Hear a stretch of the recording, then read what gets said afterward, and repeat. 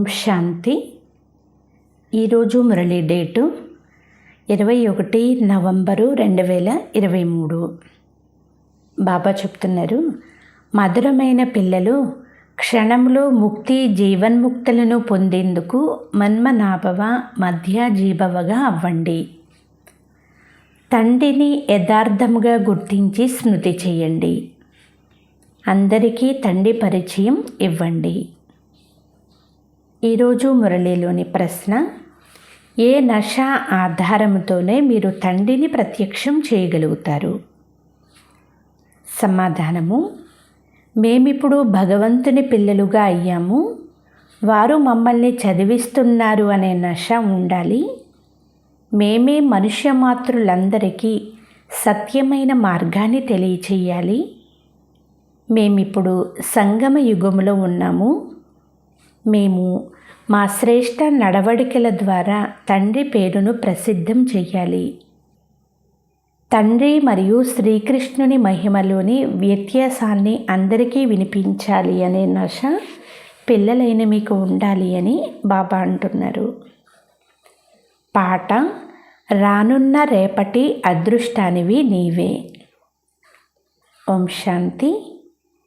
ఈ పాట స్వతంత్రత సైన్యం వారు గానం చేశారు.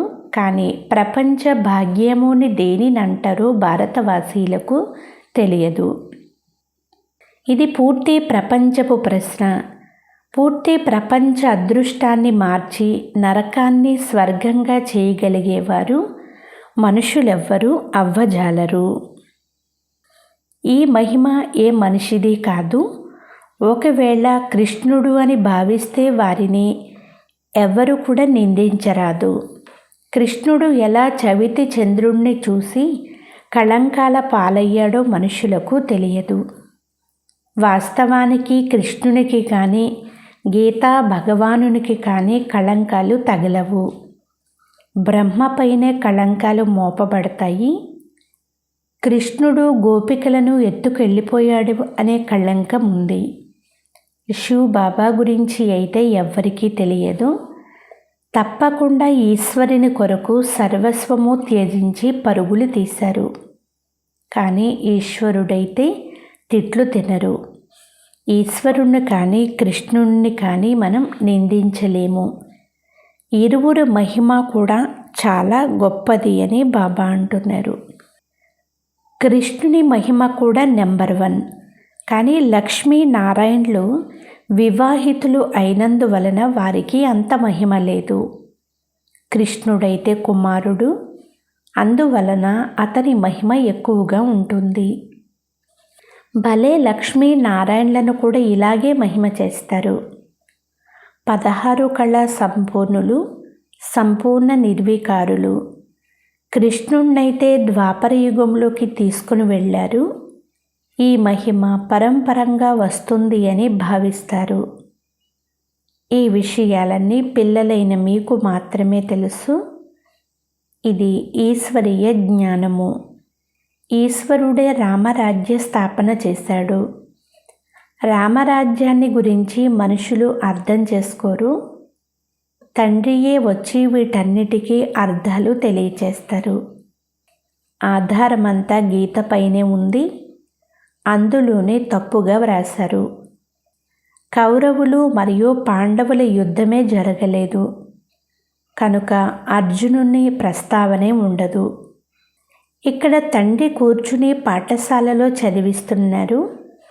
పాఠశాల యుద్ధ మైదానంలో ఉండదు కదా. ఇక్కడ మాయా రావణునితో యుద్ధం చేసి విజయం పొందాలి. మాయను జయించి జగజ్జీతులుగా అవ్వాలి. కానీ ఈ విషయాలను కొంచెం కూడా అర్థం చేసుకోలేరు. డ్రామాలో ఇలాగే నిర్ణయమై ఉంది. వారు చివరిలో వచ్చి అర్థం చేసుకుంటారు. పిల్లలైన మీరే అర్థం చేయిస్తారు. భీష్మ పితామహుడు మొదలైన వారిని హింసాయుత బాణాలతో సంహరించే విషయమే లేదు. శాస్త్రాలలో అయితే అనేక విషయాలు వ్రాసేశారు. మాతలు వారి వద్దకు వెళ్ళి సమయం తీసుకుని మీతో ఈ విషయాల గురించి మాట్లాడాలని అనుకుంటున్నాము అని వారికి చెప్పండి. ఈ గీతను భగవంతుడే గానం చేశారు. ఇది భగవంతుని మహిమ. శ్రీకృష్ణుడైతే వేరు. మాకు ఈ విషయంలో సంశయం కలుగుతుంది. రుద్ర భగవాను వాచ అని ఉంది. ఇది వారి రుద్ర జ్ఞాన యజ్ఞము అని చెప్పాలి. ఇది నిరాకార పరంపిత పరమాత్ముని జ్ఞాన యజ్ఞము. కానీ మనుషులు కృష్ణ భగవాను వాచ అని అంటారు. వాస్తవానికి భగవంతుడు అని ఒక్కరినే అంటారు కనుక వారి మహిమను వ్రాయాలి. ఇది కృష్ణుని మహిమ. మరి ఇరువురిలో గీతా భగవానుడు ఎవరు? గీతలో సహజ రాజయోగము అని వ్రాయబడి ఉంది. బేహద్దు సన్యాసం చేయమని తండ్రి అంటారు. దేహసహితంగా దేహ సర్వ సంబంధాలు తెంచి స్వయాన్ని ఆత్మగా భావించండి. మన్మనాభవ మధ్యాజీభవ అని తండ్రి చాలా బాగా అర్థం చేయిస్తున్నారు. గీతలో శ్రీమత్ భగవాను వాచ అని ఉంది. శ్రీ అనగా శ్రేష్టమైన వారు. పరంపిత పరమాత్మైన శివుణ్ణే శ్రీ అని అంటారు. శ్రీకృష్ణుడైతే దైవీ గుణాలు గల మానవుడు. గీతా భగవానుడు శివుడు. వారే రాజయోగమును నేర్పించారు. చివరిలో తప్పకుండా అన్ని ధర్మాలు వినాశనమై ఏకధర్మ స్థాపన జరిగింది. సత్యయుగంలో ఆది సనాతన దేవీ దేవతా ధర్మం ఒక్కటే ఉండేది. దానిని భగవంతుడు స్థాపించారు. కృష్ణుడు కాదు. ఇది వారి మహిమయే. వారిని త్వమేవ మాతాచ పితా త్వమేవ అని అంటారు. కృష్ణుణ్ణైతే అలా అనరు. మీరు సత్యమైన తండ్రి పరిచయాన్ని ఇవ్వాలి. భగవానుడే ముక్తిదాత మరియు మార్గదర్శకులు. వారు అందరినీ కూడా దోమల గుంపు వలె తిరిగి తీసుకుని వెళ్తారు. ఇది శివుని కర్తవ్యము అని మీరు అర్థం చేయించవచ్చు. సుప్రీం అనే అక్షరం చాలా బాగుంది. కావున పరంపిత శివ పరమాత్ముని మహిమ, కృష్ణుని మహిమ వేరు వేరు. దీనిని రుజువు చేసి అర్థం చేయించాలి. శివుడైతే ఎప్పుడూ జనన మరణాల చక్రములోకి రారు. వారు పతిత పావనులు. కృష్ణుడైతే పూర్తి 84 జన్మలు తీసుకుంటాడు. మరిప్పుడు పరమాత్మ అని ఎవరిని అనాలి? ఇది కూడా వ్రాయాలి. అనంతమైన తండ్రి ఎవరో తెలుసుకోనందువలన అనాథులుగా దుఃఖితులుగా అయ్యారు. సత్యయుగంలో సనాథులైన కారణముగా తప్పకుండా సుఖంగా ఉంటారు. ఇటువంటి స్పష్టమైన పదాలు ఉండాలి. నన్ను తలంపు చెయ్యండి మరియు ఆస్తిని తీసుకోండి అని తండ్రి చెప్తున్నారు. క్షణంలో జీవన్ముక్తి లభిస్తుందని శివబాబా ఇప్పుడు కూడా చెప్తున్నారు. మహిమను పూర్తిగా వ్రాయాలి. శివాయ నమః. వారి ద్వారా స్వర్గ వారసత్వం లభిస్తుంది. ఈ సృష్టి చక్రాన్ని అర్థం చేసుకుంటే మీరు స్వర్గవాసులుగా అయిపోతారు. అప్పుడు యథార్థము ఏదో మీరే నిర్ణయించండి అని వారికి చెప్పాలి. పిల్లలైన మీరు సన్యాసుల ఆశ్రమాలకు వెళ్ళి వారిని వ్యక్తిగతంగా కలవాలి. సభలలో అయితే వారికి చాలా అహంకారం ఉంటుంది. మనుషులకు సత్యమైన మార్గాన్ని ఎలా తెలియచేయాలి అనేది పిల్లల బుద్ధిలో ఉండాలి కదా. భగవాను వాచ. ఈ సాధువులు మొదలైన వారిని కూడా నేనే ఉద్ధరిస్తాను. విముక్తిదాత అనే పదము కూడా ఉంది. నా వారిగా అవ్వండి అని అనంతమైన తండ్రి చెప్తున్నారు. తండ్రి పిల్లలను ప్రత్యక్షం చేస్తారు. మళ్ళీ తండ్రి పిల్లలను ప్రత్యక్షం చేస్తారు. శ్రీకృష్ణుడైతే తండ్రి అని అనరు. గాడ్ ఫాదర్కు అందరూ పిల్లలే. మనుష్యులకు అందరూ పిల్లలుగా అవ్వలేరు. కావున అర్థం చేయించేందుకు పిల్లలకు చాలా నశ ఉండాలి. మనము అనంతమైన తండ్రి పిల్లలము. రాజు పిల్లలైన రాకుమారుల నడవడికలు ఎలా ఉంటాయో చూడండి. ఎంత శ్రేష్టముగా ఉంటాయి. కానీ ఆ కృష్ణుని పైన భారతవాసీలు అనేక కళంకాలు ఆపాదించారు. మీరు కూడా భారతవాసీలే కదా. అని మిమ్మల్ని వారు ప్రశ్నిస్తారు. అవును, కానీ మేమిప్పుడు సంగమ యుగంలో ఉన్నాము, మేము భగవంతుని పిల్లలుగా అయ్యాము, వారి ద్వారానే మేము చదువుకుంటున్నాము అని చెప్పండి. భగవాను వాచ, మీకు రాజయోగాన్ని నేర్పిస్తాను. ఇది కృష్ణుని మాట కాదు, పోను పోను అర్థం చేసుకుంటారు. జనక మహారాజు క్షణపు సూచనతోనే అర్థం చేసుకున్నాడు కదా. పరంపిత పరమాత్మను స్మృతి చేసి ధ్యానములోకి వెళ్ళిపోయాడు. ఎంతోమంది ధ్యానములోకి వెళ్తూ ఉంటారు. ధ్యానంలో నిరాకార లోకమును, వైకుంఠాన్ని చూస్తారు. మనము నిరాకార ప్రపంచంలో ఉండేవారము అని మీకు తెలుసు. పరంధామము నుండి ఇక్కడకు వచ్చి పాత్రను అభినయిస్తాము. వినాశనం కూడా ఎదురుగా నిల్చుని ఉంది. వైజ్ఞానికులు చంద్రునిపైకి వెళ్ళేందుకు చాలా కష్టపడుతున్నారు. ఇది విజ్ఞానము, అతి అహంకారములోకి వెళ్ళడము. దీని ద్వారా తమ వినాశనాన్ని తామే చేసుకుంటారు. అయితే చంద్రుడు మొదలైన వాటిలో ఏమీ లేదు. విషయాలైతే చాలా బాగున్నాయి, కానీ అర్థం చేయించేందుకు కూడా యుక్తి కావాలి కదా. మాకు శిక్షణ ఇచ్చేవారు శ్రేష్టాతి శ్రేష్టమైన తండ్రి, వారు మీకు కూడా తండ్రియే. వారి మహిమ వేరు, కృష్ణుని మహిమ వేరు.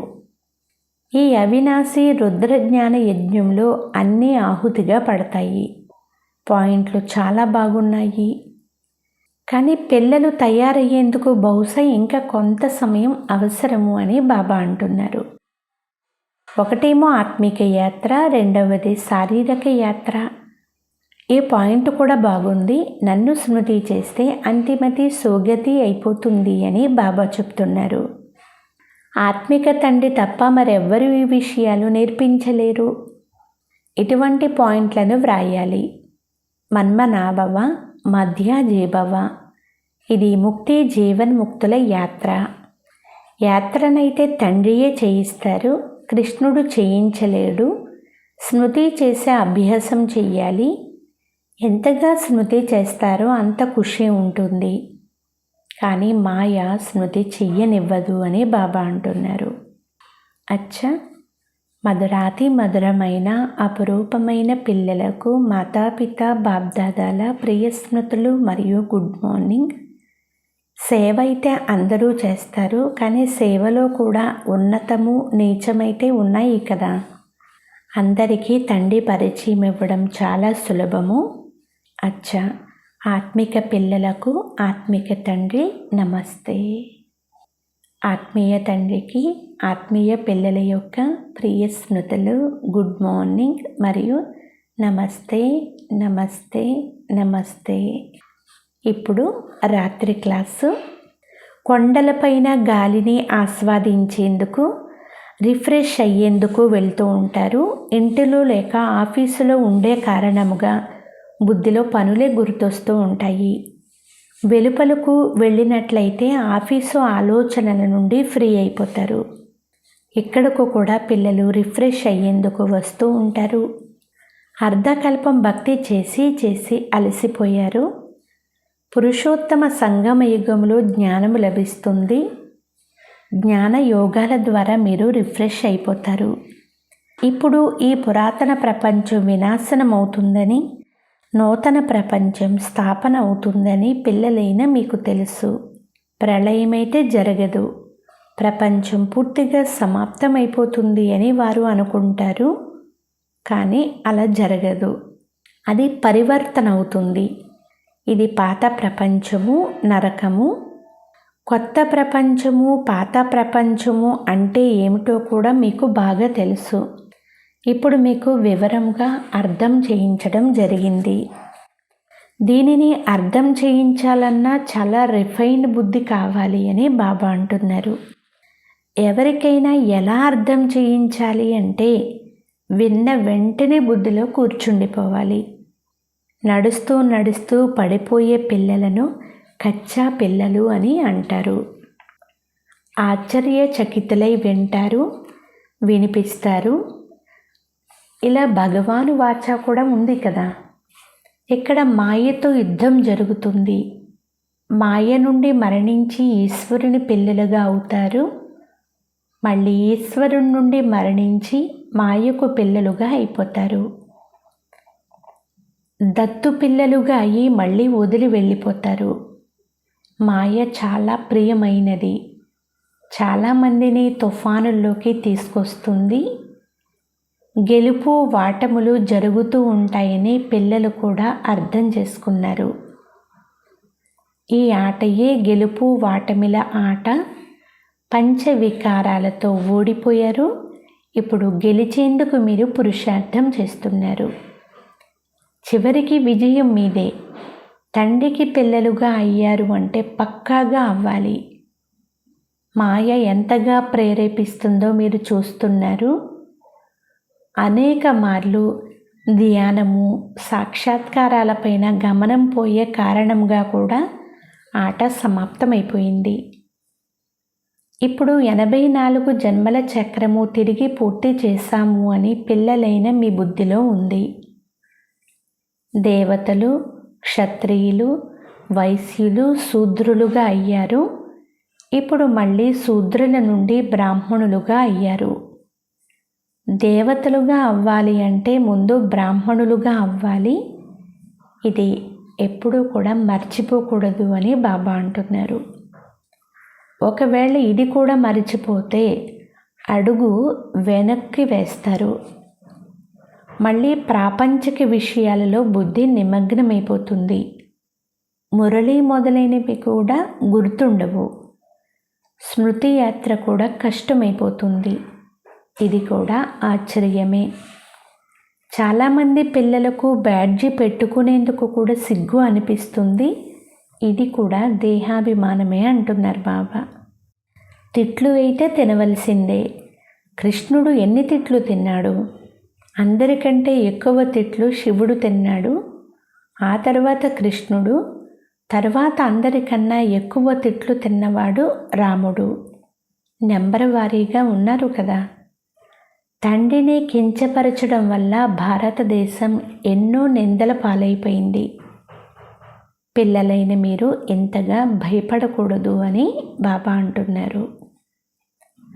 అచ్చా, ఇప్పుడు మాతేశ్వరి గారి మధుర మహావాక్యాలు.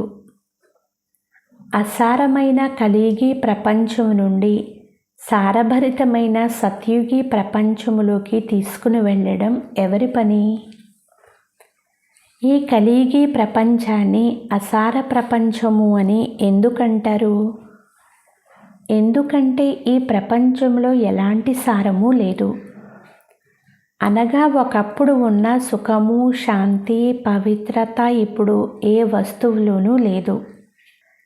ఎందుకంటే ఈ సృష్టిలో 5 భూతాలు ప్రవేశించాయి.